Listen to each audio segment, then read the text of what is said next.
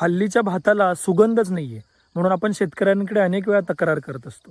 पण यासाठी फक्त एकटा शेतकरी जबाबदार नसून तुम्ही आणि मी सुद्धा जबाबदार आहोत. कोणताही भात जेव्हा फुलावर येत असतो तेव्हा त्या ठिकाणचं तापमान किंवा वातावरण अतिशय थंड असणं गरजेचं असतं.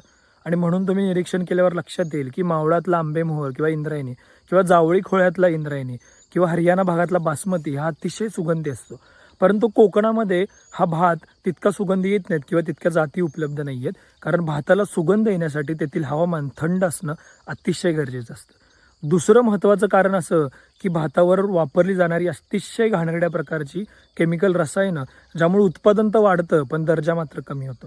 तिसरं महत्त्वाचं कारण असं की जेव्हा आपण नवीन बियाणं वापरतो, संकरित बियाणं वापरतो, तेव्हा जुनी बियाणं नष्ट झाल्यामुळे त्याचे जीन्स पुढच्या पिढीमध्ये जात नाहीत. म्हणजे आंबेमोहोर आपल्याला मार्केटमध्ये असंख्य ठिकाणी मिळतो, पण त्याचं बी खरंच ते आहे का याचा आपल्याला पत्ता नाही आहे, कारण आपण सगळं बी संपवून टाकलंय.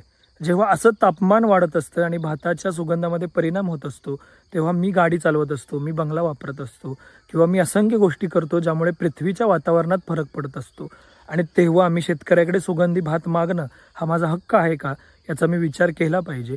आणि हे तापमान कमी करण्यासाठी मी कसा प्रयत्न करू शकतो याचा सुद्धा विचार केला पाहिजे.